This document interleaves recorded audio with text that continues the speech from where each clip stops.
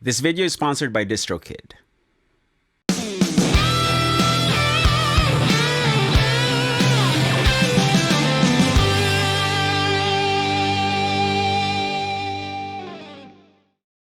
Hi there, Perfecto Castro here and welcome to my channel. I hope you're having a great day. Around this time last year, I released the song In Shadow, which I co-wrote with my good friend and the Philippines' premier rock vocalist, Basti Artadi. There have been a lot of requests for it, so this video will be a playthrough of the song, followed by a tutorial on all the guitar parts, the rhythm, the clean, and the lead guitar. And somewhere during the video, I will tell you how DistroKid helped me figure out the splits for this collaboration. But first up, here's the playthrough.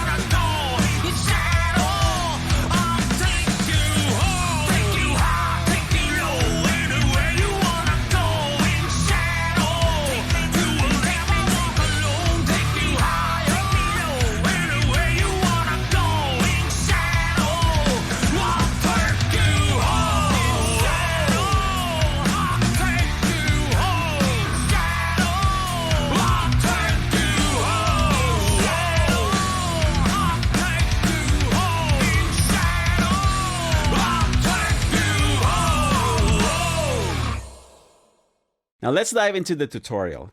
As with my other lesson videos, you will see the tab on screen along with my guitar. And if you want to give your further support, you can buy a PDF version of the tab plus 2 versions of the MP3 backing tracks from my web store for only $2.99. Link is in the description. I'll be using my Sully Guitars Elita plugged into my Rev G20 amplifier, and that is going straight into my computer. Now, if you want me to make a video detailing all the gear I used in recording this song, let me know in the comments section and I'll get right to it. Okay, let's start. In Shadow is in the key of E minor and I am tuned to E standard. In Shadow uses the same rhythm guitar parts for the intro and all the choruses, and that is based on the E minor blues pentatonic.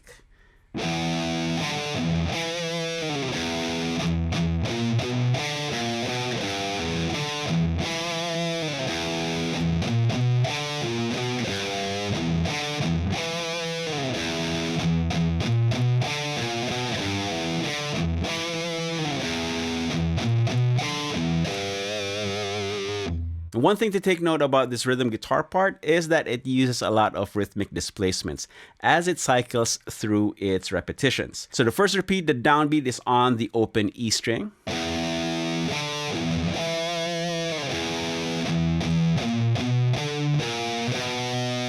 And here's the displacement.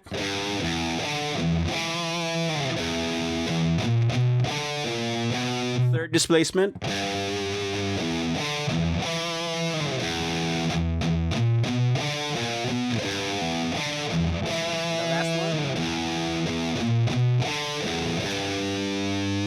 It's a little tricky at first, but once you get the hang of it, it's actually a lot of fun to play. Now let's go to the chunky verse rhythm. We are primarily punching out on the low E. And we are accenting on the end of each downbeat. So 1, 2, 3, 4. 1, 2, 3, 4. Now, towards the end of the second measure, we have this little chunky palm muted riff thing. And that is accented with a slide from the G to A power chords.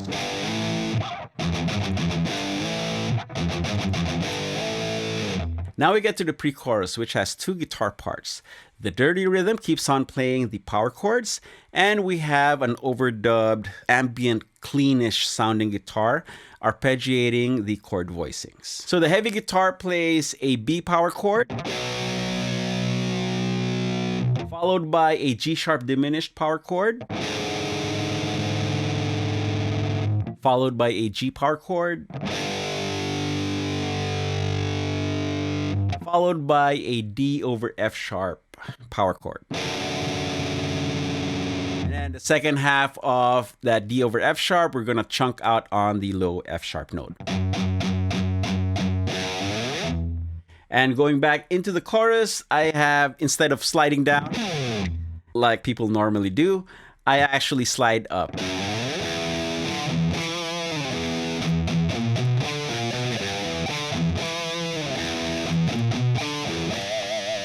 A tempo that is this.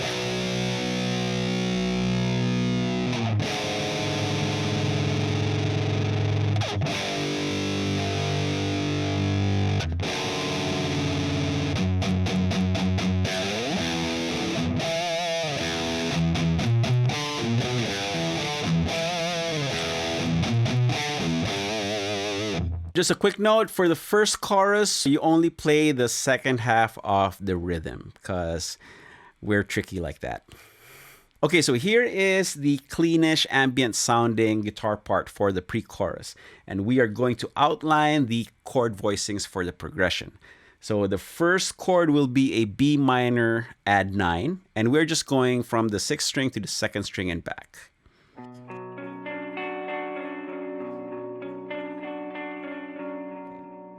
Did twice, and we're going to go into the G sharp diminished chord.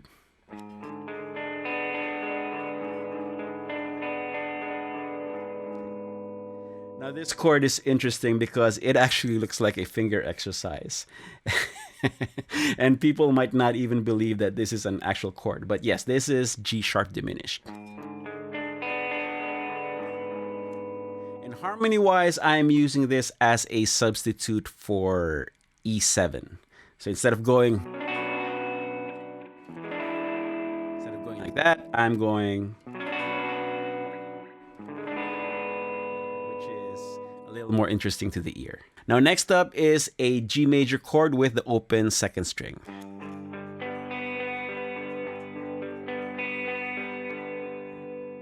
Now I left the open second string because from G sharp diminished, we're playing that open, so might as well keep it in the voicing.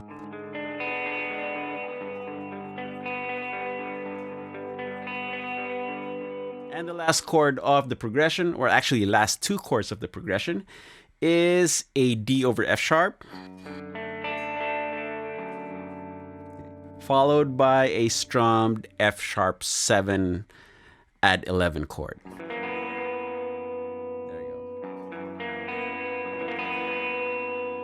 Now this part is meant to be more in the background and not as upfront.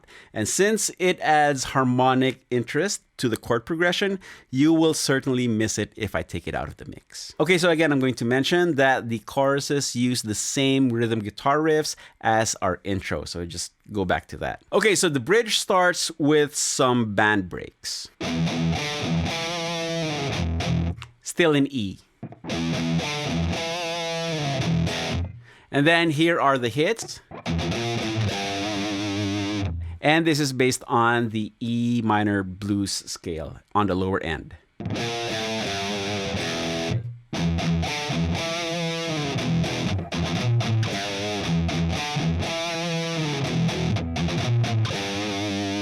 Feel free to grab pinch harmonics whenever you can.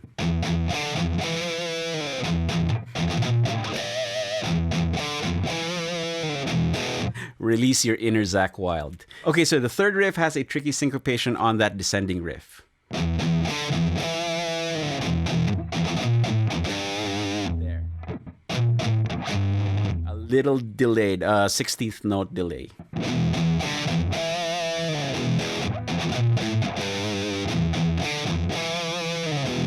Okay, now we get to the rhythm guitar part for the guitar solo section. Now, a lot of you in the comments mentioned how much it sounds like Pantera. So yes, this is my humble little tribute to the late great Dimebag Darrell. Now for the guitar solo, we modulate into the key of F sharp Phrygian using the following chords. So F sharp, A, G, B, and a walk up from the open E string. And the whole progression repeats.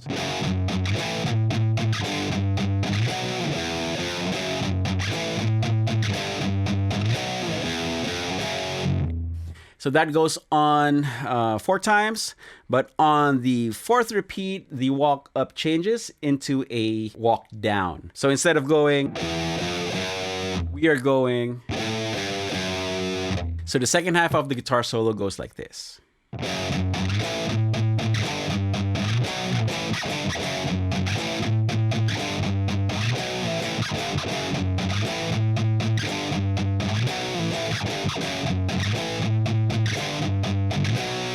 And then towards the end of the guitar solo, we get into some triplet hits. So the first triplet goes B, A, G, then C, B, A, B, A, G, A, G, F sharp, followed by a descending quadruplet run in F sharp Phrygian, ending on the B power chord down here. And we go back into the pre-chorus from there. Now, after that pre-chorus, you are pretty much in the home stretch. All you need to do now is to play the chorus riff 3 times until the end of the song. And the song ends on a high E power chord.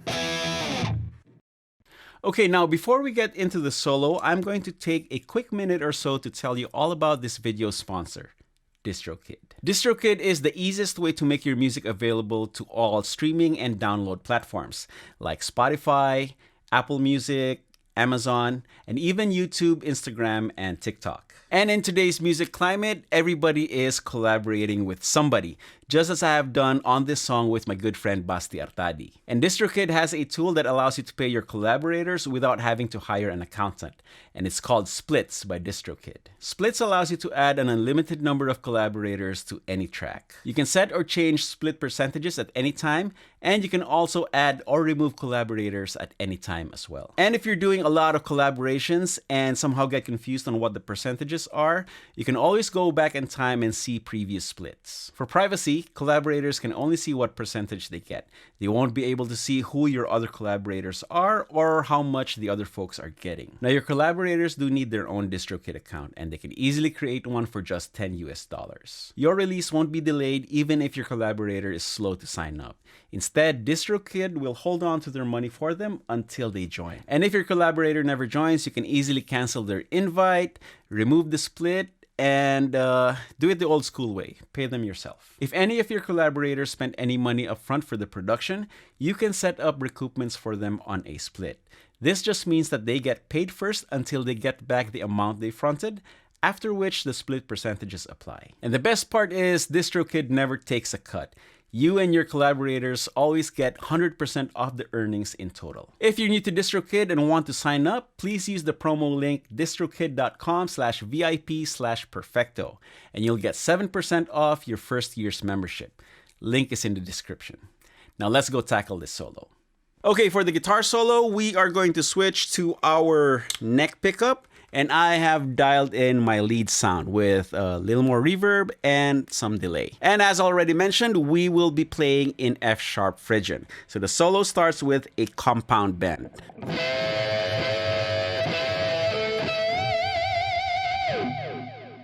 Okay, the next lick is really interesting, especially in the setting that I played it in.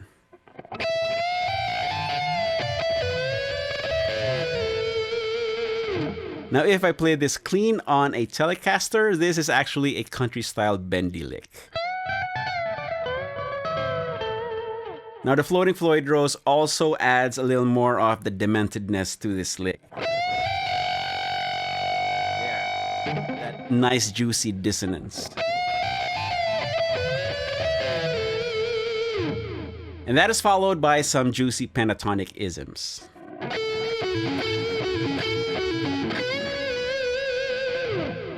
Now, the next line is a descending quadruplet run, mixing the notes of F-sharp minor blues and F-sharp Phrygian.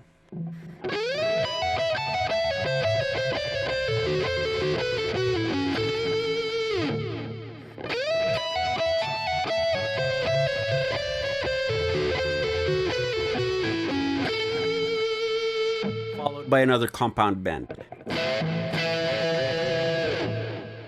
Now, the second half of the solo starts with an overbend. And another bend. And then a speed picking sequence run in F-sharp Phrygian.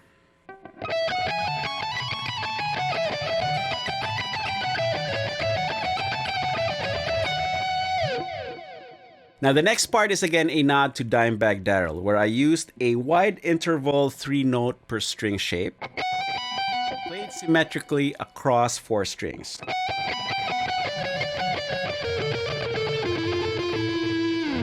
So that is 14, 15, and then 19th fret. Played on the 1st, 2nd, 3rd, and 4th strings. And for this section, I don't really have a set sequence or pattern. I just played it as fast as I could.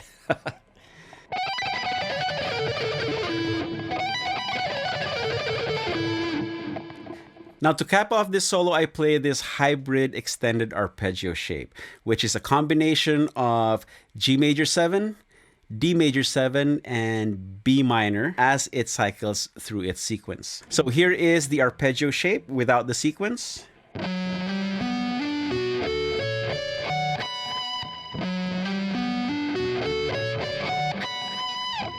So the first part is G major 7. And that is followed by D major 7. And then B minor. And if that's not enough, I applied a displaced sequence to this hybrid arpeggio.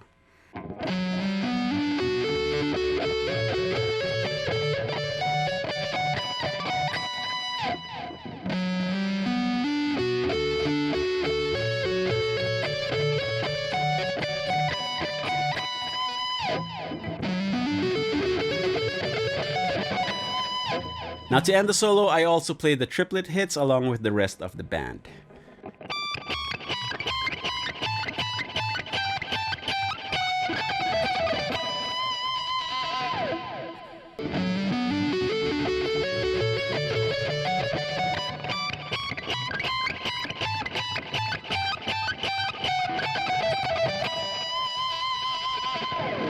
And that's the whole thing.